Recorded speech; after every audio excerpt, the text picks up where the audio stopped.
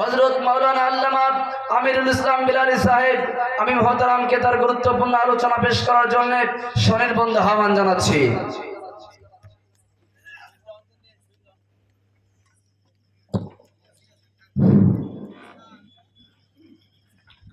আসসালামু আলাইকুম ওয়া রাহমাতুল্লাহি ওয়া বারাকাতুহু।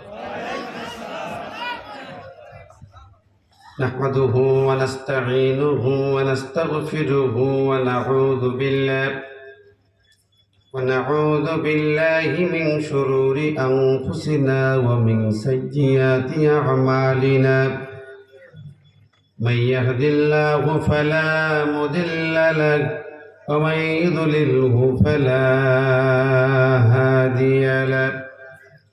ونشهد أن لا إله إلا الله وحده لا شريك له ونشهد أن سيدنا ونبينا ومولانا محمدا عبده ورسوله। বক্তব্য রেখেছেন প্রবীণ আলেমদ্বীন, উত্তরবঙ্গের খুব স্বনামধন্য, আমাদের দক্ষিণবঙ্গে তো আছেই, উত্তরবঙ্গে একেবারে আপামর জনতার প্রাণপ্রিয় বক্তা। এখন তো আমি ভাবছিলাম বুড়ো হয়ে গেছে, কণ্ঠ মনে হয় একটু টান টন ঢিলাঢুলো হয়েছে। ও মা, দেখি তা না, সেই যৌবনকালের মতোই টান আছে। আমার তো মনে হয় প্রায় 40 বছর ধরে ভাই ভাই আরো বেশি কিনা। আমাদের সম্মানিত বড় ভাই, আপনাদের প্রাণপ্রিয় ব্যক্তিত্ব যারা মোহতারাম মাওলানা আবু বকর সিদ্দিক সাহেব, আল্লাহ পাক তার এই কণ্ঠকে দিনের জন্য কবুল করেছেন। আল্লাহ পাক আরও তাকে নেক হায়াত দান করুন। বক্তব্য রেখেছেন আজকের মাঠে বিশিষ্ট আলেমদ্বীন মাওলানা আব্দুল হামিদ সাহেব।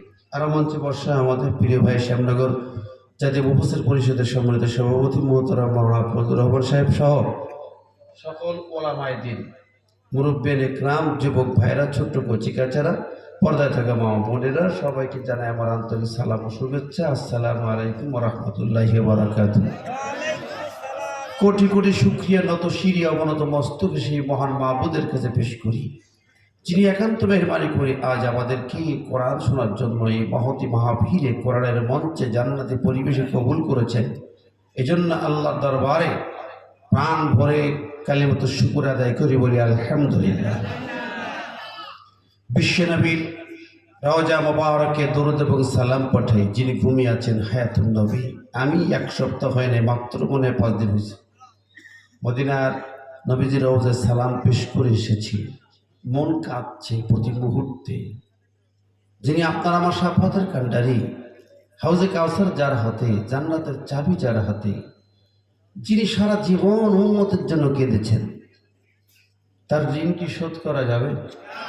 আর আগামী দিনে আপনি তার কাছে যা আশা করেন, একবার ভেবে দেখেছেন যে তিনি আপনার কত আপন, কত প্রিয় নেতা, প্রিয় ব্যক্তিত্ব,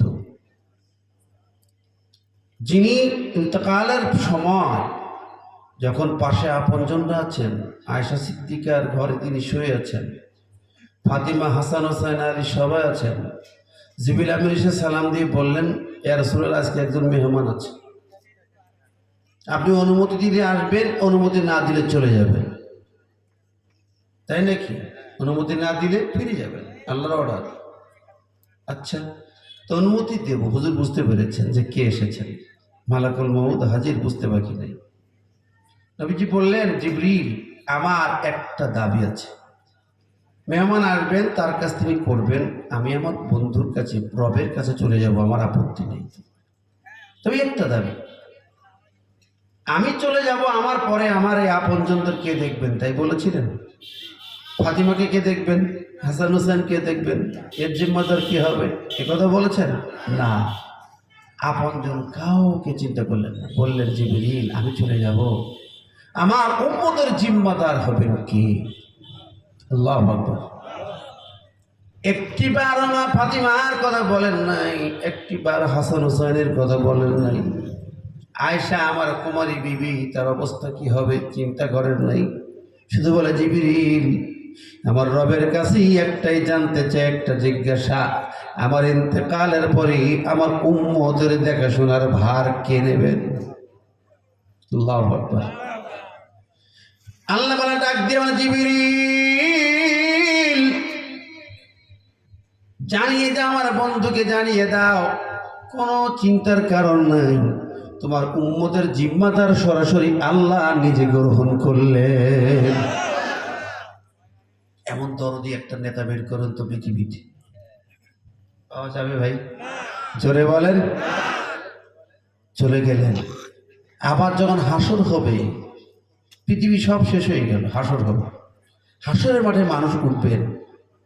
যেদিন উঠবেন, প্রথম যে মানুষটি উঠবেন, প্রথম যে নবী উঠবেন, তিনি মুহাম্মদ রাসূলুল্লাহ। জিবরিল আমিন ডেকে তুলবেন, তিনি সামনে তাকাবেন, ডাইনে বামে সামনে কোনো মানুষ দেখবেন না। জিবরিল, কি ব্যাপার, আমার উম্মত গেল কোথায়? সব কি জাহান্নামে ভরে দিয়েছ? ও জিবরিল, শুরুতেই প্রথম প্রশ্ন, আইনা উম্মতি, আমার উম্মত কোথায়? আমার উম্মত কোথায়? কারো চিন্তা করলেন না। আপনজন কোথায়, কে কোথায় না, আমার উম্মত কোথায়? আল্লাহু আকবার। পৃথিবীর কোন নেতা সেদিন তো উঠবেন, রাজা বাচ্চা, এমপি, মন্ত্রী, চেয়ারম্যান, মেম্বার সব উঠবেন না? কেউ কি গ্রামবাসীর কথা বলবে, খুঁজবে? বলবে আমার তাই পিঠ মোড়াতে বান্দা দড়ি ঠেকায় ঘেরে। কথা বলেন। সব শেষ। একজন নেতা, একজন মানুষ। জিবরিল আমিন বললেন, চলুন মাকামে মাহমুদে বসুন। আপনার উম্মত আপনার পিছনে উঠবে, সামনে নয়। নবীজিকে বসানো হবে। আল্লাহ পাক তামাম মানবতা হাসরের পাড়ে উঠাবেন। আল্লাহ নবী বলেন, সেদিন আল্লাহ ইন্নাহু ইয়াতবিস সামাওয়াতি ওয়াল আরদি বিয়াদিহি ফায়াকুলু আইনা আনাল মালিক আইনা মুলকুল আরদ আইনাল জাব্বারুন আইনাল মুতাকাব্বিরুন। বিশ্বনবী বলেন, আল্লাহ পাক আরশে বসবেন, সিংহাসনে বসবেন, কুরসিতে বসবেন। ইন্নাহু ইয়াতবিস সামাওয়াতি ওয়াল আরদ, আসমান জমিনটা কি কাগজ যেমন আমরা ভাঁজ করি, আল্লাহ নবী বলতেছেন এইভাবে আল্লাহ পাক ভাঁজ করবেন কাগজের মতো করে। আসমান জমিনটা ভাঁজ করে, দুইটা ভাঁজ করে হাতের মুঠোর ভিতরে আল্লাহ নেবেন। আল্লাহু আকবার। আসমান জমিন ভাঁজ করে হাতের মুঠোর ভিতরে আল্লাহ পাক নিয়া মুষ্টিবদ্ধ হাত উঁচু করে ডাক দিবেন, ও দুনিয়াবাসী, আনাল মালিক, আমি রাজা, আমি ক্ষমতার মালিক, আমি বাদশাহ। কোথায় আইনা মুলকুল আরদ, কোথায় দুনিয়ার রাজা বাচ্চাগুলো, কোথায় দুনিয়া কাপড় নেতাগুলো, কোথায় আইনাল জাব্বারুন আইনাল মুতাকাব্বিরুন, অহংকারী দাপটের নেতা স্বৈরাচার গুলো কোথায়? আইনা ফেরাউন, আইনা হামান, আইনা আবু জাহাল, আইনা নামরুদ, আইনা বুশবেলার, ও আইনা মোদি কাকা। কি কর? ও দিদি, ও বুবু, কোথায়? ওঠো, সামনে হাজির হও, জবাব দাও, কৈফিয়ত দাও। লিমানিল মুলকুল ইয়াম, আজ ক্ষমতা কার? সেদিন ক্ষমতা কার? জোরে বলেন না কার? আজকে আমাদের, সেদিন আল্লাহ। ঠিক না? ভাগ করে নিস। আল্লাহ পাকের ওই বজ্র কণ্ঠের শব্দ শব্দ আওয়াজে হাসরের মাঠ কেঁপে কেঁপে উঠবি। তামাম মানবতা ওই গর্জনে যেন দিক বিদিক জ্ঞান হারিয়ে ফেলবে। আল্লাহ পাকের হাবিবি নবী, তখন আপনার আমার বন্ধু নবী সিজদায় পড়ে যাবে। জিবরিল আমিন ওই গর্জনে আল্লাহর আরশের গোড়ায় সিজদায় পড়ে কাঁদবে, আল্লাহ মাফ করো। আর আল্লাহর নবী সিজদায় পড়ে কাঁদবে, আল্লাহ মাবুদ রে, আমার উম্মতকে তুমি জাহান্নামে দিও না। ও ভাই বন্ধুরা, সেই দরদি নবী ওইরকম নেতার পাবেন? কথা বলেন। এরপরে মানবতা বলবে, পানি চাই, শুকায় গেল গলা, সূর্য মাথার উপরে, কঠিন হালাত সইতে পারি না, একটু পানি চাই। কোথায় পানি? পানি পাওয়া যাবে? পানি সাপ্লাই নাই, একটি জায়গায় পানি আছে আর কোথাও নাই। নবীজি বলেন, আনা ফারাতুকুম আলাল হাউজ লা ইরফা'না ইলাইয়া রিজালুম মিনকুম ফামান শারিবা মিনহু লা ইয়াজবু হাত্তা ইয়াদখুলাল জান্নাহ। আমি নবী হাউজে কাউসারের সামনে দাঁড়িয়ে থাকব, আমার বন্ধু হয়ে আপন হয়ে যারা আসবে তাদের পানি পান করাবো। ফামান শারিবা মিনহু লা ইয়াজমু হাত্তা ইয়াদখুলাল জান্নাহ। আমি এমন নবী, আমি একমাত্র ব্যক্তি ছাড়া আর কোনো নবী কেন কারোর হাতে পানি থাকবে না। সবাই কাঁদবে ইয়া নাফসি বলে, আর আমি উম্মতকে ডাকবো ইয়া উম্মতি। সবাই কাঁদবে নাফসি নাফসি, তুমি কাঁদবে ইয়া উম্মতি। সবাই কাঁদবে নাফসি নাফসি, তুমি কাঁদবে ইয়া উম্মতি। সেই হাসরে কাউসারে ভরো আমার চারিধার, মুহাম্মদ মুস্তফা বন্ধু আমার, আহমদ মুস্তফা বন্ধু আমার। তুমি ছাড়া জীবন গো, তুমি ছাড়া জীবন গো অন্ধকারাগার। ঠিক না বে ঠিক? সেই নবী, সেই নেতা, তাকে চিনি না আমরা, চিনি না ভাই। দুনিয়ার পোসামিয়াদের পিছনে চিৎকার করে করে স্লোগান দিই, আমার নেতা তোমার নেতা, আমার ভাই তোমার ভাই। কি কথা গান? অমুক ভাই যেখানে আমরা আছি সেখানে। আমি বলি সে ভাই আছে কবরে, তোমরা কেন উপরে? আহারে, শুধু নবীর শানে দরুদ পড়ি, লোকে রাস্তায় হাঁটে, এই দৃশ্য দেখে আমার এই কথাগুলো মনে চাইল, তো বললাম। বন্ধুরে, ওই রকম নেতা মহামানব পাইব না তো? কি চাও তুমি? কার পিছনে ছোট, কে আপন? এই নেতা কেউ আপন নয়, তাদের স্বার্থে তোমার কাছে আসে। কথা বলেন, জোরে বলেন। আজকে তোমার ইন্তেকাল হবে। এই যে আশরাফ কলোরার সাবেক উপজেলা চেয়ারম্যান, খুব দাপটের ইসলামী আন্দোলনের বর্ষিয়ান নেতা শেখ আবুল কাসেম সাহেব ইন্তেকাল করেছেন আজকে বিকালে। আপনার চেনের নামে সবাই চেনার কথা। আহারে, দীর্ঘ 3 মাস সেবা করেছেন, চলে গেছেন। আপনার আমার সময় হলে ডাক পড়লে চলে যেতে হবে। কথা বলেন, জোরে বলেন। আপনি এখন ডাক দেওয়া হবে, রাস্তায় দাঁড়িয়ে আছেন, ডাক দেওয়া হবে, কবরে চলে যাবেন।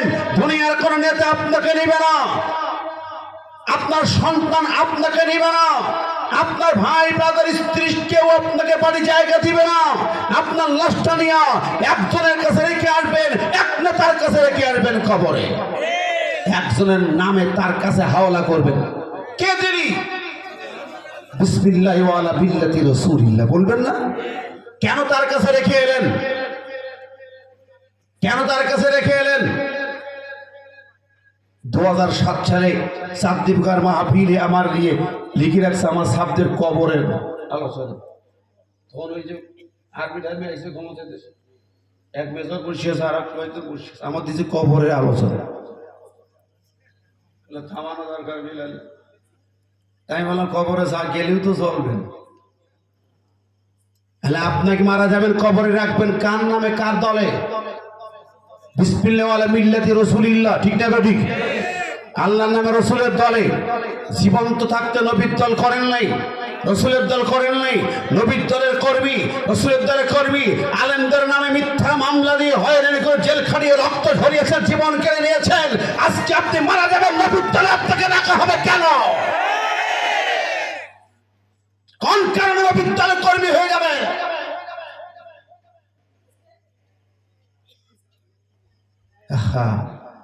মুসলমান, যেই নবীর কাছে ছাড়া তোমার যাওয়ার জায়গা নাই। আজকে দুনিয়ার কোন নেতা নিবে না, মারা গেছে আর কেউ নিবে? কথা বলেন, নিবে না। সেই নবীর দলের কথা বললে বলো রাজনীতি করছেন হুজুর। এই কয়েকদিন আগে রমজানের আগে খুলনা শহরের এক মাহফিলে আল্লাহ আকবার তাকবীর স্লোগান দেওয়ার নেতা খেপে গেছে, রাজনীতি করতে হয়েছে সব। স্লোগান বন্ধ করো মঞ্চের থেকে। আমি গেলে আল্লাহ গো, জীবনে তো আবু জেহেল দেখিনি, ভালো করে দেখি। কি কথা গান? তাকবীর স্লোগান যার কলিজায় সহ্য হয় না, টাটকা আবু জেহেল কিনা করে, টাটকা তাজা আবু জেহেল। ও ভাই বন্ধুরা, এই তাকবীর অনেকের সহ্য হয় না, হলে রাজনীতি করতেছে তাকবীর কি বলে, কি বলে না? জোরে বলেন। কারা বলে? কে বলে? মুসলমানের বাচ্চা যদি হয় রক্তে জন্ম, যে মুসলমানের রক্তে জন্ম হয় সে বলতে পারে না। কথা বলেন। কারণ আজান শুরু হয় তাকবীর দিয়ে, নামাজ শুরু হয় তাকবীর দিয়ে। আপনার জন্মের পরে প্রথম কানে আপনার জীবন শুরু হয়েছে তাকবীর আওয়াজ দিয়া। আবার ইন্তেকাল মারা যাওয়ার পরে আপনার জানাজার নামাজ দিয়ে শেষ হবে জীবনটা, সে জানাজা হবে চার তাকবীর দিয়া। ঠিক না? ঠিক। আমি বললাম যেই মানুষের তাকবীর সইতে পারে না, মারা যাওয়ার পরে তাকবীর দিয়ে তার জানাজা দেবে না। চার তাকবীর জানাজা না দিয়ে তোমরা দেবে জ্বালো রে জ্বালো, আগুন জ্বালো। তাকবীর সইতে পারে না, ওকে তাকবীর দেবে কেন? ও তো জ্বালো জ্বালো লোক। কথা বলেন। রাগ করছেন আমার কথায়? আমার প্রিয় ভাইরা, একটু কিছু তিতা কথা বলে যাব, মন খারাপ করবেন না। যদি কেউ মন খারাপ করে ওঠেন তাহলে বুঝবো আপনি তাকবীরের দুশমন। একটা লোক উঠেন না মাঠ থেকে, উঠলে খবর আছে। কিন্তু আমার ভাই বন্ধুরা, রাস্তায় দাঁড়িয়ে থেকে ব্যাক গিয়ারে যাবেন না, কথাগুলো মন দিয়ে শুনে যান। আপনাকে মরতেই হবে, আপনাকে কবরে যেতেই হবে, আপনাকে তাকবীরের জানাজা শুনতেই হবে, আপনাকে নবীর দলের নাম নিয়ে, নবীর দলের ভিসা নিয়ে কবরে যেতে হবে, হাসরে উঠতে হবে, নইলে আপনার কিন্তু জীবন ধ্বংস। জোরে বলেন ঠিক নেবে ঠিক। সুতরাং মৃত্যুর পরে যেই নবীর দল ছাড়া রেহাই নাই, যেই নবীর দল ছাড়া পরিচয় নাই, যেই নবী ছাড়া হাসরে কেউ নাই, নেতা নাই, যেই নবী ছাড়া সুপারিশের কোনো বন্ধু নাই, যেই নবী ছাড়া জান্নাতের চাবি নাই, আজকে জীবন্ত হালাতে সেই নবীর দলের আলেমদেরকে, নেতাদেরকে, কর্মীদেরকে কষ্ট না দিয়ে বলেন তুমি সপ্তাহ বাতিল করে আল্লাহর দলে, কোরআনের দলে ফিরে আসো। কথা বলেন ঠিক নেবে ঠিক। কারা কার রাজি আছে তো হাত তুলে দেখান লাগে কি?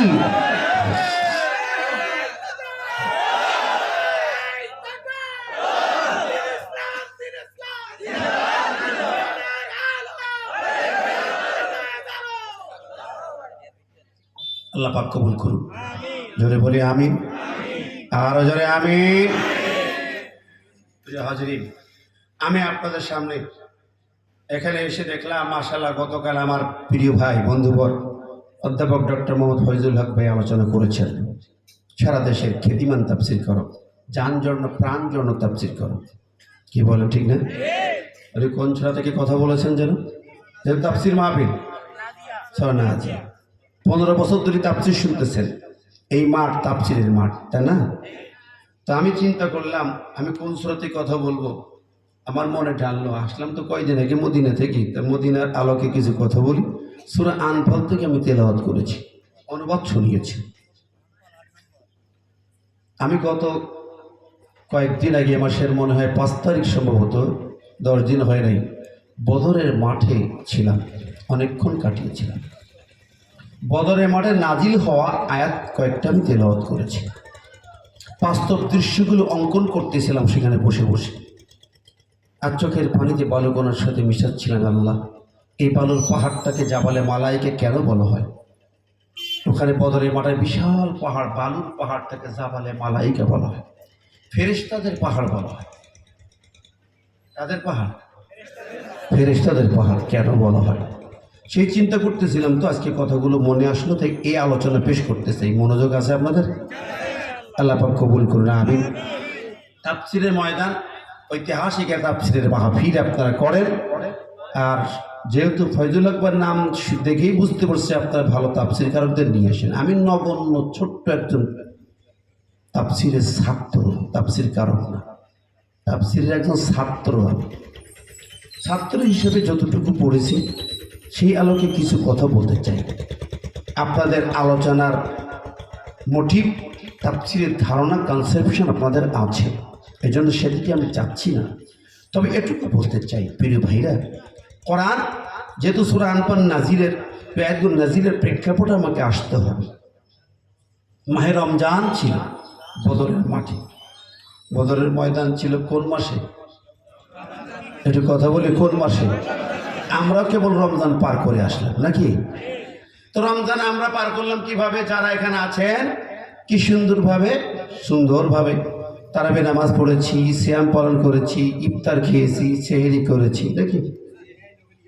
এভাবে লাইলাতুল কদর পালন করেছি, দান সদকা করেছি, ফিতরা দিয়েছি, পরিশেষে ঈদের নামাজ পড়ে আনন্দ ভর্তি করেছি।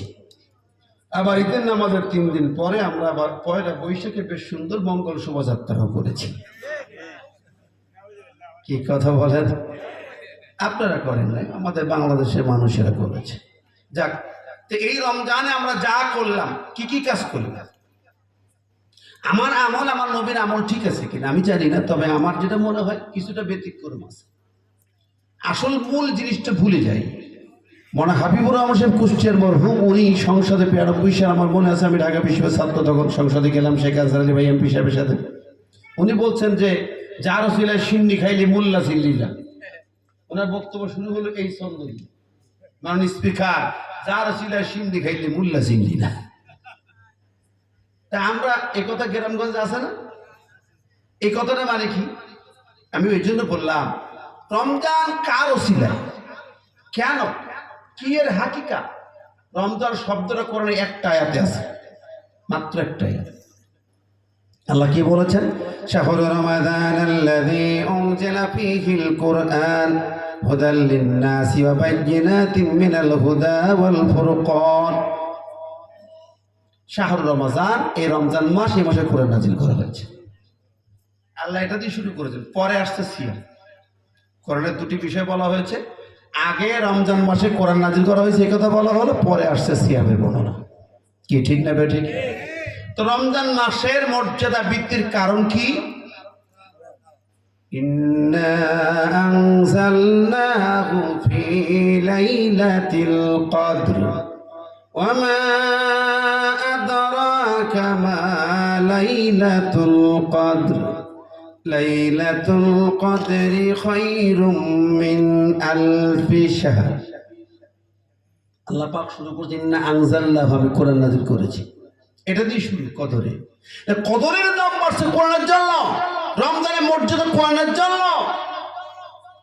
বিশাল খেয়াল করেন, আল্লাহ পাক 18,000 মাখলুকাত পৃথিবীতে পাঠিয়েছেন।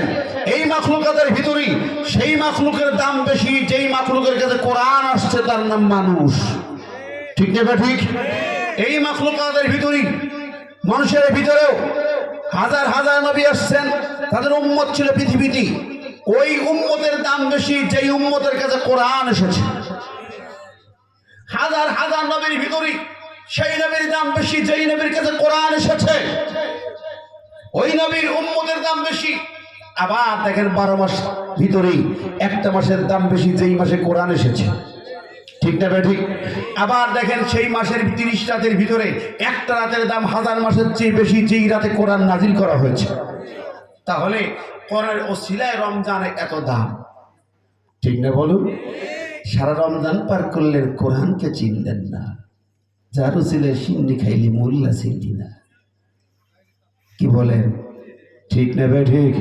এবার দেখেন বন্ধুরা, আমি বলছিলাম কোরআনের কারণে মর্যাদা বেড়েছে। আল্লাহ নবী মক্কার মুখে 2 জন ওমরের জন্য দোয়া করেন, আল্লাহ 2 ওমরের এক ওমর আমাকে দাও, ওমর বিন খাত্তাব না ওমর বিন হিশাম।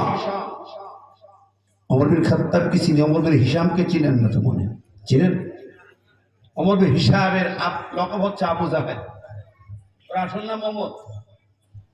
আল্লাহ নবী দোয়া করলেন, দোয়া কবুল হলো। একজন ওমরকে আল্লাহ দিলেন।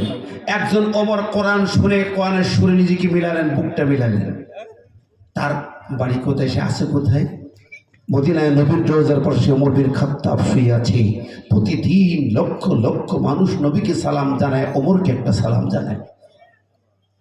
আরেকজন আমার কোরআনকে মানে নাই, কোরআনের বিরোধিতা করলো, কাবা ঘর সেবা করলো, কিন্তু কোরআনের বিরোধী হলো। ওই ওমরের অবস্থা কি? মক্কার জমিনে যাবেন, উমরা করতে যাবেন, হজ করতে যাবেন, সাফা মারোয়া সাই করে টানে ঘুরে বের হলেই আবু জেহেলের বিশাল বাড়িতে এখন টয়লেট। কি আছে? এক ওমর নবীর পাশে শুয়ে আছে, আর এক ওমরের বাড়ি টয়লেট।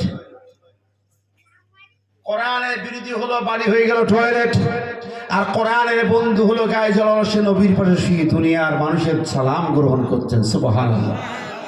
তাহলে কোরআন মর্যাদা বাড়ায়, ঠিক কিনা? আর বিরোধী হলে তার টয়লেটে ফেলে দেয়। বিরোধী হলে কি করে? টয়লেটে ফেলে দেয়। আবু জেহেল বলেছিল وقال الذين كفروا لا تسمعوا لهذا القرآن والغوا فيه لعلكم تغلبون আবু জেহেল তার গোটা মক্কায় ঘোষণা দিল, ও আরববাসীরা, তোমরাই কোরআন শুনবে না, কোরআন শুনতে যাবে না, বরং যেখানে কোরআনের মজলিস হবে, তাফসীর হবে, আলোচনা হবে, হইচই হট্টগোল করে বন্ধ করে দাও। এই কাজটা আবু জেহেল করতে, এখন তো কেউ করে না, করার লোক আছে। ওরা কারা? একই কাজ যারা করে। আবু জেহেল কোনো ব্যক্তির নাম নয়, আবু জেহেল হলো লকব। আবু জেহেল কর্মের লকব, ব্যক্তির নাম নয়। তাহলে তার চরিত্র, যার চরিত্র আসবে সেই হলো আবু জেহেল। কথা বলেন ঠিক কিনা? এখনো এই জমিনে যারা কোরআনের মঞ্চে বাধা দেয়, কোরআনের মাহফিলে বাধা দেয়, চল্লিশরা জারি করে, আলেমদেরকে কষ্ট দেয়, তারাই হলো সেই আবু জেহেলের জাত। ঠিক না বে ঠিক? ওরা হামলা করবে, মদিনায় হামলা করার প্রস্তুতি নিয়েছে। মাহে রমজান বলতেছিলাম, আমরা রমজানের সিয়াম নিয়ে থাকি। সিয়ামের আয়াত নাজিল হলো দ্বিতীয় হিজরি সনে, মদিনার মাটিতে নবীজির কাছে নাজিল হলো, ইয়া আইয়ুহাল্লাযীনা আমানু কুতিবা আলাইকুমুস সিয়ামু কামা কুতিবা আলাল্লাযীনা মিন ক্বাবলিকুম লাআল্লাকুম তাত্তাকুন। আয়াত নাজিল হলো, শুরু হলো সিয়াম। কুতিবা আলাইকুমুস সিয়াম দ্বারা সিয়াম ফরজ করে দেওয়া হলো। কুতিবা আলাইকুমুস সিয়াম নাজিল হলো, সিয়াম শুরু হয়ে গেল। সপ্তাহ পার হলে নাজিল হলো, জিবরিল আমিন মদিনার মসজিদে ঢুকলেন ফজরের নামাজের আগে। ইয়া রাসূলুল্লাহ, ইয়া হাবিবাল্লাহ, এই মুহূর্তে নাজিল হলো কুতিবা আলাইকুমুল কিতাল।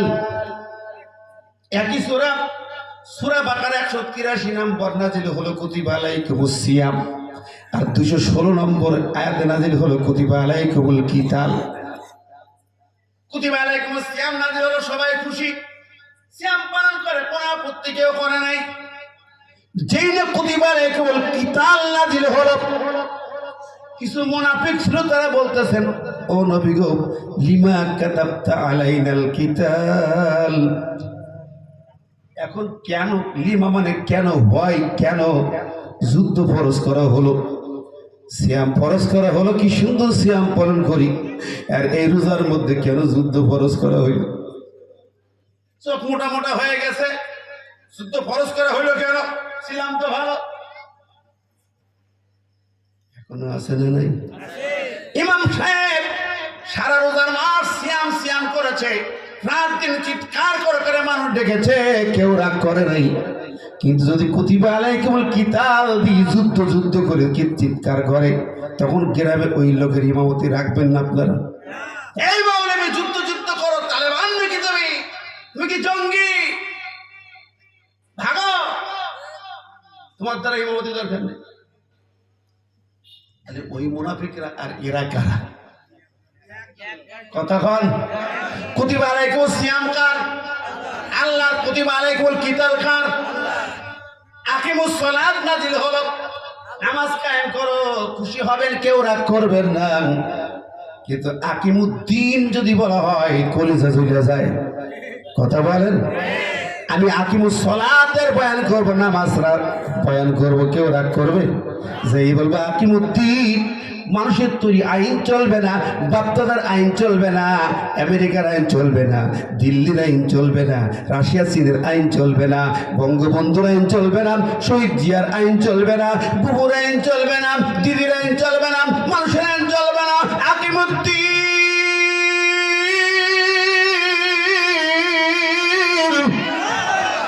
কার আইন চলবে? সঙ্গে সঙ্গে বলবে, হুজুর রাজনীতি করতে ইচ্ছো? কি কথা বলেন? তার মানে কি? আকিমুস সালাত তোমার কলিজায় নিচ্ছে, আকিমুদ্দিন তোমার কলিজায় ঢুকছে না।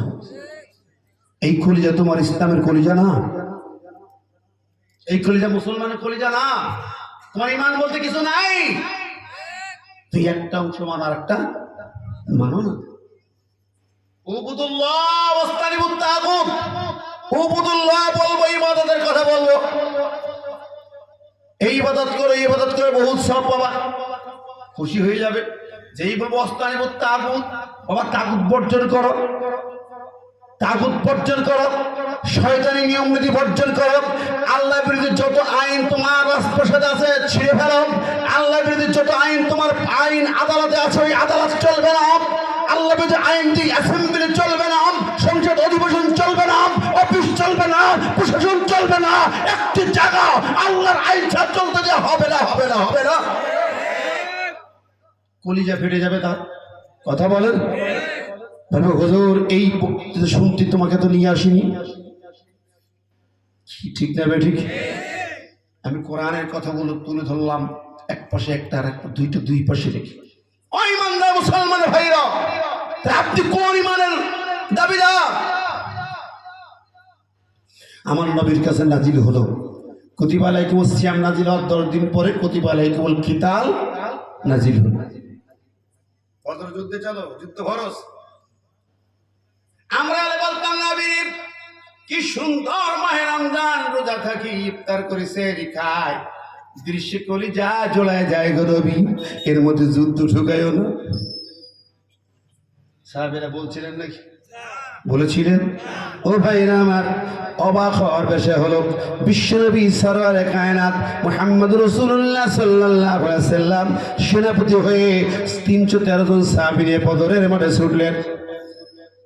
আর মজার ব্যাপার হলো, একটু না বললে ক্লিয়ার হবে না। আপনারা রাগ করছেন না তো? মাইন্ড করছেন না তো? ওই যে একজন ভাই মাইন্ড করছে নাকি? ও ভাই রাগ করলে বাবা ইমার্জেন্সি, ডায়াবেটিস না তো? রাগ করো না বাবা, ও শোনো, মনোযোগ দিয়ে শোনো আমার কথাগুলো। আমি গতানুগতিক ওয়াজ করতে পারবো না, কথাগুলো মনোযোগ দিয়ে শোনেন ভাইরে।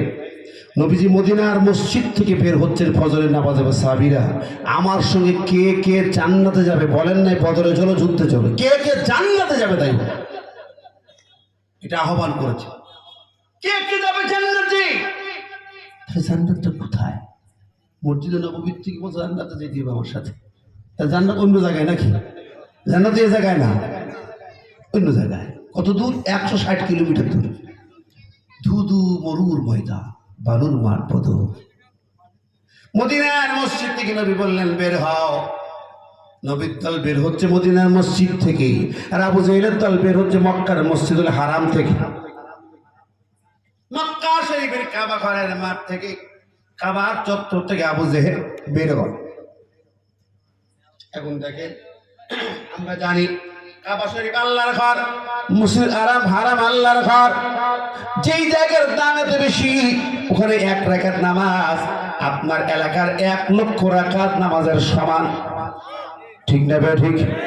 মদিনার মসজিদের 1 রাকাত নামাজ আপনার মসজিদের 50,000 রাকাতের সমান। নবী সেই 50,000 রাকাতের সমান মসজিদ থেকে বের হচ্ছেন, আর আবু জেহেল কাবা শরীফের থেকে 1 লক্ষ রাকাতের সমান যেখানে মর্যাদা, সেখান থেকে বের হচ্ছেন। দুইটা দামি জায়গা থেকে, ঠিক না বেটি? দুইটা হারামাইন থেকে দুইটা দল বের হয়। শুধু তাই না ভাইরা আমার, একটি কথা শোনায় যাই আমার ভাই বন্ধুরা। আবু জেহেল যখন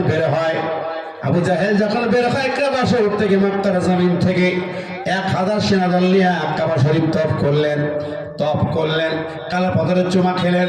চুমা খাওয়ার পরে আবু জেহেলটা মুলতাজিমে বুক লাগায়া আল্লাহর কাছে কান্নাকাটি শুরু করে দিলেন। আল্লাহু আকবার। কোথায় কাঁদছে? কথা বুঝতে পারছেন না? কি রাগ করছেন নাকি? মন খারাপ করলেন? আবু জেহেল বের হচ্ছে কাবা শরীফ থেকে। কাবা শরীফ তপ করে কালো পাথরের চুমা খাইলে তো গুনাহ মাফ হয়ে যায় না? আবু জেহেল চুমা খাইলে গুনাহ তো মাফ হয়ে যায়। এইবার চুমা খাইয়া মুলতাজিমে বুক লাগাইছে। মুলতাজিম কোনটা জানেন যারা গেছেন? কাবার কালো পাথরের কর্নার আর দরজার মাঝখানে দেয়ালটা মুলতাজিম। ওখানে বুক লাগায়া হাত ধরে চোখের পানি ছেড়ে দোয়া করলে বন্দুকের গুলি মিস হতে পারে, দোয়া মিস হবে না। আল্লাহু আকবার, সুবহানাল্লাহ বলবেন না? সেই জায়গায় আবু জেহেল দোয়া করছে। এই দোয়া কবুল হবে কি না বিরাট ব্যাপার।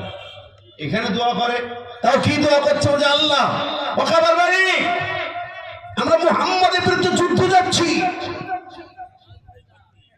কি দোয়া! হ্যাঁ, আল্লাহ কয়, যা যা, সমস্যা নেই, যা, আমার রেডি আছে সব, তোদের রিসিপশন করতে আমার ফেরেশতারা রেডি আছে। আছে না নেই? আমি আবু জাহেলের জীবনের মধ্যে তা দেখলাম, ওর জীবনের 2টা ভাইরাল দোয়া কবুল হয়েছিল। 2টা দোয়া। কয়টা দোয়া কবুল হয়? তাই এখানে একটা দোয়া করতেছে, আর একটা দোয়া অন্যখানে। সে দোয়াটাও কি কঠিন হিসাব। আমার কথা লম্বা হবে বলে আমি বেশি লম্বা করতে চাচ্ছি না, মনে বুঝতে অসুবিধা হচ্ছে ভাই। 2টা দোয়া আবু জাহেলেরও কবুল হয়। তাও কোন জায়গায়? মুলতাজিমি, কাবা শরীফ। বদর যুদ্ধে যাবার সময় একটা দোয়া করতে, মোহাম্মদ বিরুদ্ধে যুদ্ধে যাচ্ছি, কাঁদছে অঝরে চোখের পানি ছেড়ে দিয়ে, আল্লাহ হে কাবার মালিক, তোমার ঘরের সঙ্গে দুশ্মনী করেছে ওরা, তোমার ধর্মের সঙ্গে দুশ্মনী করেছে ওরা, বাপদাদা ধর্মকে কলঙ্কিত করেছে মোহাম্মদ তার বাহিনীরা, তাই তাদের বিরুদ্ধে যুদ্ধ রওনা দিচ্ছি। আরে বাবা, দোয়া কবুল নাই পারে। আমার ভাইয়া, শুধু তাই না, এখানে দোয়াটা যখন কবুল হয়, ওইভাবে কাঁদতে কাঁদতে চোখের পানি ঝরে, 1000 সেনাবাহিনী পিছনে আমিন আমিন বলে। দোয়া করতে করতে পরিষে দোয়া করে, আল্লাহ তোমার কাবা শরীফ, তোমার ঘর, তোমার ঘরে মর্যাদা যারা রক্ষা করবে, তোমার পক্ষে যারা যুদ্ধ করবে, তোমার ভালোবাসার পক্ষে যারা যুদ্ধ করবে, তোমার দলের পক্ষে যারা যুদ্ধ করবে, তুমি তাদেরকে বিজয় দিও। সুবহানাল্লাহ বলবেন না? ফেরেশতারা কয় আমিন, আল্লাহ কয় আমিন। দোয়া করতে করতে ভালো দোয়া বের হয়ে গেল, দোয়া কবুল হয়ে যায়। ওর আরেকটা দোয়া কবুল হয়, সেটাও পড়ে যায় 2-5 মিনিটের ভিতরে বলে যায়। এই কাবা শরীফ যখন নির্মাণ করেছিল কুরাইশেরা, নবীজির বয়স তখন প্রায় 35 বছর। কাবা শরীফ নির্মাণ করবে ওরা, ছাদটা ভেঙে গেছে, কাবার দেয়ালে মাথা কিছু কিছু অংশ খসে পড়েছে। আল্লাহর ঘর সুন্দর করে সাজানোর জন্য পাহাড়ে পাহাড়ে ঘুরে ঘুরে লাল সবুজ রঙিন রঙিন পাথর সংগ্রহ করে সাইজ করেছে। ইয়েমেনের জাহাজ থেকে পৃথিবীর সেরা কাঠ সংগ্রহ করেছে ছাদ দেওয়ার জন্য। মিশর থেকে আন্তর্জাতিক মিস্ত্রি ডেকে এনেছে এই ছাদ বানানোর জন্য, দেয়ালকে সুন্দর করে গাঁথার জন্য সব আয়োজন করা হলো। কিন্তু ওদের একটু মনের ভিতরে শঙ্কা, কাবার দেয়াল গাঁথতে পারে না, দেয়ালটা ভেঙে দেয়াল গাঁথতে সাহস পায় না। প্রতিদিন পাশের একটা কূপ থেকে বড় একটা সাপ উঠে আসে, সকালে সূর্য উদয় হয়, সাপটা কাবার দেয়ালের উপরে উঠে ছো ধরে, কাবার দেয়ালের উপরে উঠা মাথার পরে উঠে বড় করে মুখ বেদান করে ফোঁস ফোঁস করে। ও যখন জোরে জোরে ফোঁস মারে, তার কাছে লোক গাইলে জোরে ফোঁস মারে, সব কলিজা কেঁপে কেঁপে ওঠে। ওই সাপের ভয়ে আবু জাহেলের দল কুরাইশরা কাবা ঘরের দেয়ালটা খসাইয়া নতুন দেয়াল তৈরি করবে, সাহস পায় না। মক্কা নেতারা এক রজনীতে বিশাল একটা দোয়া অনুষ্ঠানের আয়োজন করলো, একটি মিটিং ডাকলো কাবা ঘরের কাছে। সবাই একত্রিত হলো, উতবা সাহেব, ওলিদ, আবু জাহেল, আবু তালেব সবাই একত্রিত হয়ে গেল, নেতা কথা সব করে সবাই একত্রিত হয়ে কাবার মালিক আল্লাহ পাকের কাছে কেঁদে কেঁদে ফরিয়াদ করে, আল্লাহ গো, ও কাবার মালিক, আমরা তোমার ঘরটাকে সুন্দর করতে প্রস্তুতি নিয়েছি, পাথর রেডি, কাঠ রেডি, মিস্ত্রি রেডি, সব রেডি, কিন্তু সাপের জন্য পারি না। ও মালিক, যদি আমাদের আয়োজন তোমার পছন্দ হয়, যদি আয়োজন তোমার দরবারে কবুল হয়, দুনিয়ার কোনো স্বার্থ আমাদের নাই, শুধু তোমার ঘরটার জন্য করছি। আল্লাহ গো, ও মালিক, দয়া করে সাপটাকে তুমি তুলে নাও, সাপটাকে উঠায় নাও, সাপটাকে তুলে নাও, নইলে তোমার এই কাবাকে সুন্দর করে সাজাতে পারছি না। এভাবে কাঁদতেছে ওরা। এক পর্যায়ে আবু জাহেল দৌড়ে যাইয়া মুলতাজামি বুক লাগাইয়া দোয়া করতেছে। নেতারা দৌড়ে যাইয়া দোয়া করে, কাবার মালিকের কাছে ফরিয়াদ করে। কার কাছে? কাবার মালিক কে? আল্লাহকে অস্বীকার করে, কাবা ঘরকে অমান্য করেছে, হজ করেছে, কালো পাথরে চুমা খেয়েছে, জমজমের পানি দিয়ে গোসল করেছে। বলুন তো দেখি, এই মানুষগুলো কেমন করে কাফের হয়? কাফের, আপনি এরকম কাজ তারা করছে, ওদেরকে আপনি কাফের বলতে পারবেন? নবী বলছে কাফের, ওদের কইছে নাজিলি ভারে। আপনার এলাকায় যদি একটা লোক অবৈধ ইনকাম করে, হারাম ইনকাম করে, হারাম কাম কাজ করে বেড়ায়, মসজিদ যদি 1 লাখ টাকা দেয়, 5 লাখ টাকা দেয়, আপনি তার জন্য দোয়া করে জান্নাতে ঢুকাই দেন, দেয় না? কি করে মসজিদে সভাপতি বানাই যায়? যে আয়াত তেলাওয়াত করেছি, নবীজি আসলেন, বদরের মাঠে তাঁবু ফেললেন, সাহাবায়ে আজমাইনদেরকে বললেন তোমরা রেডি হও, আগামীকাল 17ই রমজান যুদ্ধ হবে, সকালবেলা তৈরি হও, চুলা বানাও বেশি, টয়লেট বানাও কম, টয়লেট বানাও কম, চুলা বানাও বেশি। আচ্ছা, এরপরে নবীজি ঈশার নামাজের পরে 2 নসিহত করে বলে সবাই এখন ঘুমাও, বিশ্রাম করুক, বিশ্রাম দরকার আছে। কয়েকজন যুবককে বদরের মাঠ গোয়েন্দা বিভাগে দায়িত্ব দিলেন। আল্লাহ নবী যে আয়াতটা যেখানে নাজিল হয়, নবীজি সিজদায় পড়লেন। কারণ একটা মসজিদ আছে বদরে, মসজিদে আরিশ বলা হয়, ওই জায়গায় যাবেন, নবীজি সিজদায় পড়ে কান্না শুরু করে দিলেন। বিশ্বনবী মহান মালিকের দরবারে সিজদায় পড়ে কাঁদে, আল্লাহ গো, আমি তোমার নবী, তোমার হাবিব, তোমার বন্ধু, একেবারে স্বল্প সংখ্যক সেনাদল নিয়ে এসেছি। ওরা আবু জেহেলেরা 1000 সেনাদল নিয়ে হাজির হয়েছে, ওদের 200 ঘোড়সওয়ার বাহিনী আছে, আমার তো 2টা ঘোড়ার বাহিনী, আমার তেমন কিছু নাই, কেমনে যুদ্ধ করবো জানি না। ওকে মালিক, আমি কঠিন মুসিবতের ভিতরে আজকে প্রথম যুদ্ধের মাঠে বড় কঠিন ময়দানে মুখোমুখি। আল্লাহুম্মা আনজিলি ওয়াদা। নবীজি এই দোয়া করতে করতে তাফসীর ইবনে কাসির লেখাকে করতে করতে কাঁদতে ইশারা পরে সিজদায় পড়েছেন, আর তাহাজ্জুদ রক্ত পর্যন্ত এক সিজদায় কেটে গেছে। নবীজির চোখের পানিতে গোটা বালুকানে ভিজে কাদা হয়ে গেল, কপাল না চোখ কাদার ভিতরে ডুবে যায়, গায়ের চাদর পড়ে গেছে। নবীজি কাঁদে, আল্লাহ গো, তুমি সাহায্য যতক্ষণ না পাঠাবে, আমি তোমার হাবিব ততক্ষণ মাথা উঁচু করতে রাজি না। আমার ভাইরা, নবীজি কাঁদতেছেন কার কাছে? আল্লাহর কাছে। আল্লাহ সাহায্য পাঠাও, কঠিন মুসিবত সামনে। নবীজি যে কারণে বেশি কান্নাকাটি, কারণটা কি জানেন? একটি কারণ ছিল, কারণ বদর যুদ্ধটা আপনে আপন যুদ্ধ, একেবারে আপন যুদ্ধ। মুসলিম বাহিনী প্রধান নবীজি, আর কাফের বাহিনী প্রধান তার আরেক চাচা আবু জাহেল, চাচাবাদিদার যুদ্ধ। নবীর পাশে হামজা, নবীর এক আপন চাচা আমির হামজা নবীর পাশে, আর নবীর আরেকটা আপন চাচা হযরত আব্বাস আবু জাহেলের পাশে। আপন 2 ভাই 2 দলে, নবীর 2 চাচা 2 দলে। আবু বকর নবীর একান্ত খলিফা, আবু বকর নবীর দলে, আর আবু বকরের ছেলে আব্দুর রহমান আবু জাহেলের দলে। বাবা ছেলে 2 দলে। সাদরা বেকান নবীর দলে, সাদের পিতা আবু জাহেলের দলে। ওমর বিন খাত্তাব নবীর দলে, ওমরের ভাগিনা আবু জাহেলের দলে। একেবারে মক্কার কুরাইশদের বাবা ছেলে, ভাই ভাই, চাচা ভাতিজার যুদ্ধ সরাসরি। কঠিন নয় কি বলেন? সম্ভব? বাবা ছেলে যুদ্ধ করে। নবীজি কাঁদছেন, আল্লাহ এই আপনজনের যুদ্ধ কেমনে কি হবে আমি জানি না, বড় পেরেশান, আমি মুসিবতে আছি, আল্লাহ দোয়া কবুল করো। সিজদায় দোয়া কবুল হয়। নবীজি সিজদায় পড়ে দোয়া করতেন, বেশি কঠিন সময় সিজদায় দোয়া করতেন।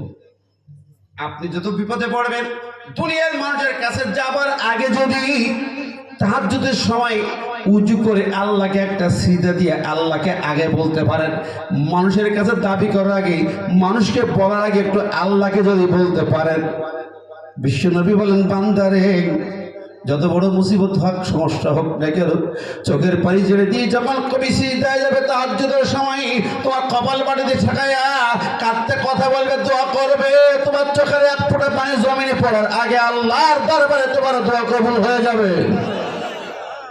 কন্যা সুবহানাল্লাহ।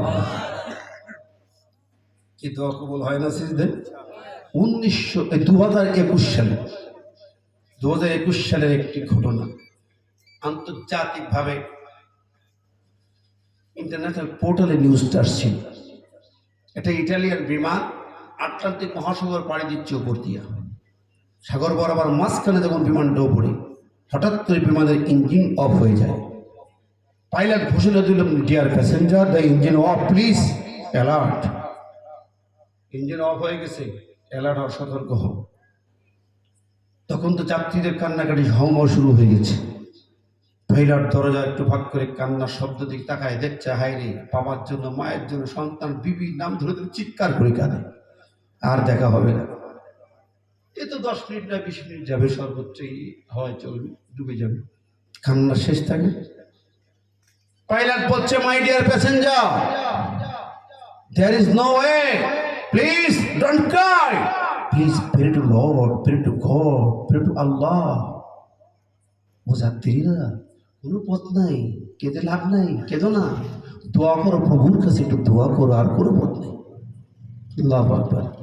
কিন্তু ওই যাত্রী কাঁদতেছে, একটা মুসলিম যাত্রী ছিল, বিমানের শেষ প্রান্তের শেষের দিকে ছিল, ও সিজদায় পড়ে কাঁদতেছে। পাইলট দেখে তার কাছে দৌড়ে গেল, খিরি এমন ভাবে, অন্যরা এইভাবে আর এইভাবে দেখেছে, ওর কপাল ঠেকাইয়া অঝরে কাঁদতে, চোখের পানিতে বিমানের মেঝে ভেসে একা হয়। এই কান্না দেখে পাইলট চলে এলো, তার ক্যাবিনে চলে এলো, ক্যাবিনে চলে যেয়ে বসলো, আর চিন্তা করছে, এই যুবক সেজদায় পড়ে যেভাবে মুসলিম যুবক কাটতেছে, যদি এই দোয়াটা কবুল হয়, প্রার্থনা হতে পারে, নইলে হবে না। এই চিন্তা করতে করতেই দেখি মাশাআল্লাহ ইঞ্জিন চালু হয়ে গেছে। জোরে বলে না সুবহানাল্লাহ। এখন বিমান থেকে নামলো রোমে, নামার পরে যাত্রী চলে যায়, পাইলট দাঁড়িয়ে আছে, মুসলিম যুবকটা নামার পরে তাকে হ্যান্ডশেক করে ভিআইপি লাউঞ্জে নিয়ে গেল। যুবক, তুমি কে, কি তোমার পরিচয়? এই বিমানের দুদিনে তুমি মেঝেতে সিজদায় পড়ে কি বলেছিলে, একটু বলবে কি? যুবক বলে, পাইলট, তুমি তো জানো I M A Muslim, I believe that লা ইলাহা ইল্লাল্লাহ, আমি একজন মুসলমান, আমি বিশ্বাস করি আল্লাহ ছাড়া কেউ নাই। There is no God, no Lord, no creator, no provider, no director without Allah. সুতরাং সে আল্লাহ পাক বলেছেন, যখন তোমরা বিপদে পড়ো, ইয়া আইয়ুহাল্লাযীনা আমানুস্তাঈনু বিস-সাবরি ওয়াস-সালাহ, ইন্নাল্লাহা মা'আস-সাবিরিন। আল্লাহ পাক বলেছেন, আমার প্রভু বলেছেন, বিপদে পড়ো, সাহায্য চাও আল্লাহর কাছে দুইটা জিনিস দিয়া, বিস-সাবরি ওয়াস-সালাহ, সবর এবং সালাতের মাধ্যমে দোয়া করো, সাহায্য চাও। সিজদায় পড়ে দোয়া করলে দোয়া কবুল হয়, ফেরত যায় না।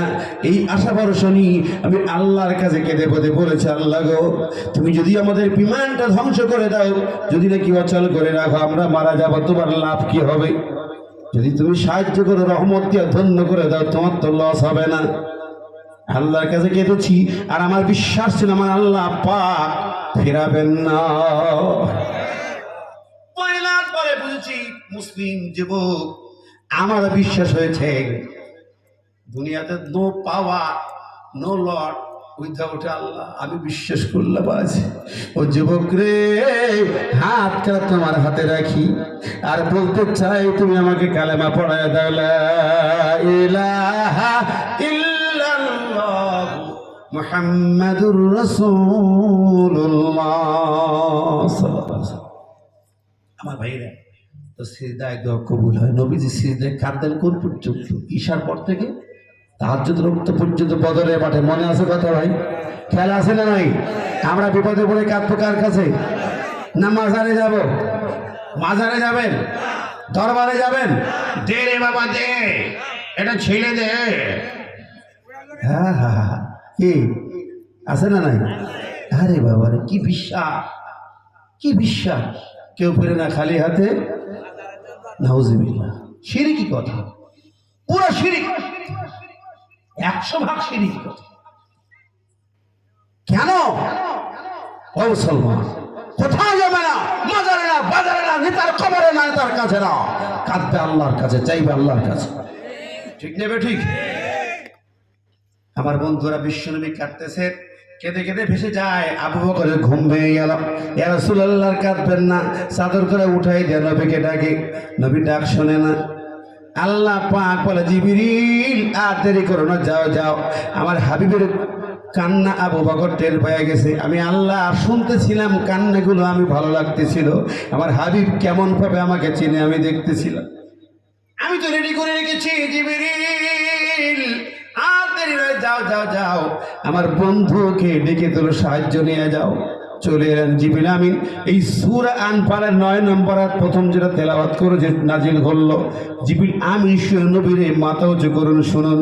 ইজ তাস্তাগীসুনা রাব্বাকুম ফাস্তাজাবা লাকুম আন্নী মুমিদ্দুকুম বিআলফিম মিনাল মালাইকাতি মুরদিফিন। আল্লাহ নাযিল করে জিবরিল শোনায় নবীর যে রবের কাছে সাহায্য চাইছো, আল্লাহ পাক তোমার দোয়া কবুল করে নিয়া এই মুহূর্তে আমার নেতৃত্বে 1000 মিনাল মালাইকাতি মুরদিফিন 1000 সুসজ্জিত স্পেশাল বাহিনী, ফেরেশতার বাহিনী আল্লাহ পাক এই মুহূর্তে ওই পাহাড়ের মাথায় নাজিল করে দিয়েছেন। জোরে বলেন না সুবহানাল্লাহ, আর জোরে বলেন না সুবহানাল্লাহ। কে নাজিল করলেন? 1000। নবী মাথা উঁচু করে না। আল্লাহকে জিবরিল বলো 3000। কই 3000? নবী মাথা উঁচু করো। নবী মাথা উঁচু করে না। ও নবীরে 3000 হবে না, 5000 দিলাম। তাও হবে না। ও বাপ, 5000 ফেরেশতা নাজিল হলো, কোরআন বলেছে। ব্যাখ্যা আসে আরো হাজার হাজার আছে। ওই বালুর পাহাড় যাবে, বালুগুলো দেখবে কার্পেটিং করা, বিশাল উঁচু পাহাড়। আমি দেখি মনে হচ্ছে কার্পেটিং করে রাখা, কিন্তু বালু আর বালু, স্বর্ণের মতো চিকচিক করে। ফেরেশতা নাজিল হওয়ার পাহাড়। এখন ওটা যা বলে মালাইকা, ওই ফেরেশতা আল্লাহ তুলে নেন নাই, ওরা আছে। আল্লাহু আকবার। বদরের মাঠে পাঠানো কোন ফেরেশতা আল্লাহ আসমানে উঠায় নাই, ওরা জমিনে আছে। শুধু আছে না, যেখানে মুসলমান বিপদে পড়ে এবং আল্লাহকে ডাকে, ওই ফেরেশতা ছুটে চলে যায়। জোরে বলেন না সুবহানাল্লাহ। আপনি পরীক্ষা করতে পারেন, আপনিও পাবেন। কি আল্লাহর কথা, আমার কথা নেই। কয়টা আয়াত নেবে? আমি যে কথা বলছিলাম, দেখেন বিশ্বনবী সারওয়ারে কায়নাত মুহাম্মদ রাসূলুল্লাহ সাল্লাল্লাহু আলাইহি ওয়াসাল্লাম মাথা উঁচু করছে না। কি বলেছেন? বন্ধু তোমাকে চাই আমি, আল্লাহ তোমাকে চাই, আল্লাহ তোমাকে আসতে হবে। আল্লাহ বলেন, এবার আয়াত নাযিল হয়, সঙ্গে সঙ্গে আল্লাহ জানায়, জিবরিল জানায়া দেখ। পরে যে আয়াতটা তেলাওয়াত করেছি শোনেন। আল্লাহ শোনো, ইদ ইউহি রাব্বুকা ইলাল মালাইকাতি আন্নী মাআকুম, আন্নী মাআকুম। ও নবীরি, ও নবীরি সব ফেরেশতা পাঠায় দিলাম, ফেরেশতা দিয়ে তোমার ওহী পাঠায় দিলাম। নবীরি একটু মাথা উঁচু করে তাকায় দেখো।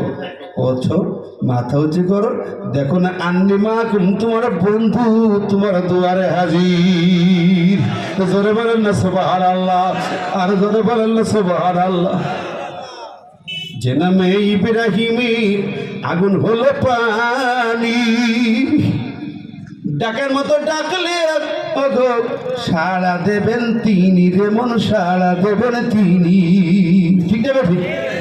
অমধুর নামটা নিলে সুখ নেমে আসি, ও মধুর নামে দিকে জুড়া চলে। ঠিক যাবে ঠিক। ওই নামের তুলনা হবে না, হবে না। ওই নামের তুলনা হবে না, হবে না। তুলনা নাই, নাই, নাই রে।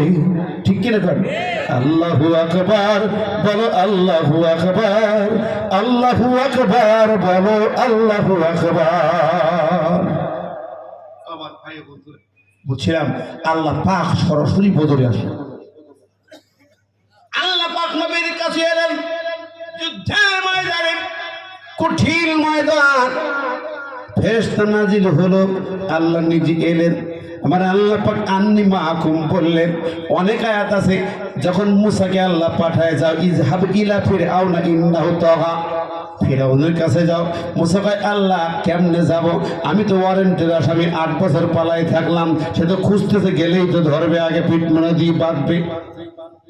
আল্লাহ বলে মুসা যাও যাও, ভাই কি দিস হাবা, দুই ভাই যাও, আমি আল্লাহ পাক আন্নি মাকুমা, তোমাদের দুই ভাইয়ের সাথে আমি আল্লাহ থাকলাম। ইন্নি আরা ওয়া আসমা, আমি আল্লাহ দেখব, আমি আল্লাহ শুনবো, আমি আল্লাহ তোমাদের নিরাপত্তার ব্যবস্থা করে দেব। কি সাথে থাকবেন, কে নিরাপত্তা দিবেন, জোরে বলেন। ফেরেশতা এখনো নাজিল হয় কি হয় না? বলবেন হুজুর দলিল কোথায় আছে? সূরা হামিম সিজদা জান আল্লাহ পাক কি বললেন? ইন্নাল্লাযীনা ক্বালু রাব্বুনাল্লাহু সুম্মা ইসতাকামু তাতানাজ্জালু আলাইহিমুল মালাঈকাতু আল্লা তাখাফু ولا تحزنوا وأبشروا بالجنة التي كنتم توعدون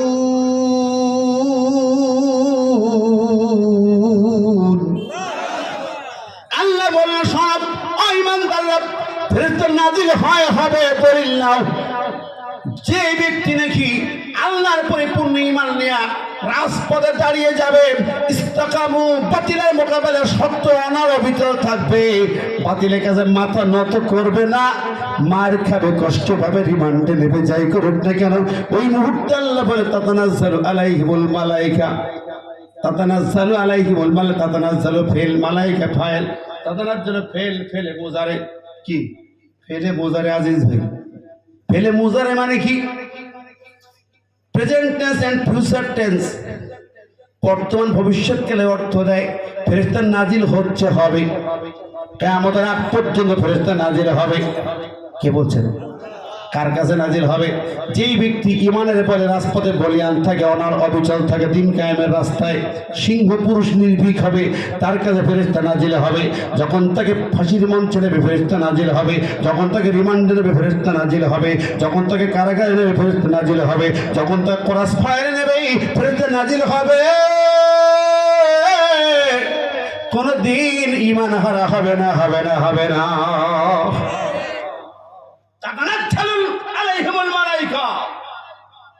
নাজিল হবে, নাজিল হয়, এখনো হয়। তা না হলে পরে তালেবানরা বিজয় লাভ করতে পারতো না। কথা বলেন। আমেরিকা 3 লক্ষ সেনাবাহিনী, যেখানে আমেরিকা হাজার হাজার ট্যাঙ্গরি কামানের ঘোড়া, হাজার হাজার যুদ্ধ বিমান, তার মোকাবেলায় তালেবানদের ছিল কি? কিছুই ছিল না। পাহাড়ের গুহায় বাস করলে 19 বছর পালায়া, পাহাড়ের গুহায় পালায় থেকে থেকে এক টুকরা রুটি 4 খণ্ড করে 1 খণ্ড খেয়েছে। ছেঁড়া জামা গায়, স্যান্ডেল ছিঁড়া, কিছুই নাই। কালেমা মুখে নিয়া, কোরআন বুকে নিয়া, তাকবীর ধ্বনি দিয়া 23,000 ফাইটার রাজপথে নেমেছে, আল্লাহু আকবার বলে নেমেছে। আমেরিকার শক্তি কুত্তার মতো লেজ গুটায় পালিয়েছে। জোরে বলো ঠিক না? ঠিক। আর জোরে কোন ঠিক কিনা? এই ছাত্র জনতা तमाम পৃথিবীকে অবাক করে দিয়েছে। আজকে আফগানের এই 2 বছর তারা ক্ষমতায়, এর আগে তারা ছিল জঙ্গি, সন্ত্রাসী, আল কায়দা, তালেবান বলে তাদের ইগনোর করা হয়েছে। এখন আমেরিকা তাদের সঙ্গে যুদ্ধ করা নয়, তাদের সামনে বসতে ভয় পায়। জোরে কোন ঠিক না? ঠিক। রাশিয়া তালেবান সরকারকে ডেকেছে কন্টাক্টের জন্য। পার্শ্ববর্তী দেশ তারা ভয় আতঙ্কে আছে, এবং তালেবান সরকার 2 বছর করে আফগানকে সাজিয়ে গুছিয়ে তুলেছে। কল্পনাই করতে পারবেন না, ভাবতেই পারবেন না মাত্র 2 বছরের সরকার কি করেছে। এবার ঈদের আগে 9.5 ইমামকে প্রাইভেট কার উপহার দিয়েছে। দেখছে ইমামকে, আপনার ইমামকে 5 টাকাও কেউ ঠেকায় না। ঠেকায়? জোরে খান। কোথায় বোনাস? বোনাস পায় খেলোয়াড়েরা, বোনাস পায় নায়িকা কাইঠারা, ইমামরা পায় না। তালেবান সরকার গাড়ি দিয়েছে, প্রাইভেট কার উপহার দিয়েছে, এটা তো একটা কারণ। এই আমেরিকাকে চ্যালেঞ্জ করে ওই যে পেপসি, 7 আপ, স্প্রাইট খান তো নাকি? ঈদের খান নাই? খুব মজা করে খেয়েছেন তো। হ্যাঁ, ইহুদিদের পণ্য, ইসরায়েলি পণ্য, খাও বাবা খাও। যত খাইবা তত গাজায় ফিলিস্তিনে মুসলমান মায়ের গুনাহ তোমার আমল নামায় জমা হবে, নিশ্চিত জমা হবে। খাও। আমি বলে গেলাম, দেখে নিয়ে গেলাম, কিয়ামত মানে দেখবে তুমি গাজায় মুসলমানদেরকে মেরেছো, বাইতুল আকসায় বিমান হামলা করেছো। খাও, ইহুদি পণ্য খাও, ওর প্রফিটের টাকা ইসরায়েলে যায়। ডাব শ্যাম্পু মাখো, সানসিল্ক মাখো, চলে যাবে টাকা তোমার ওখানে। মুসলমান মায়ের গুনাহ তোমার আমল নামায় জমা হবে। কি বলেন প্রিয় ভাই বন্ধুরা, সাবধান হয়ে যান। ওই আফগান ওদের মোকাবেলায় বিশ্বের কাছে অবাক করে ওরা কোপ তৈরি করেছে।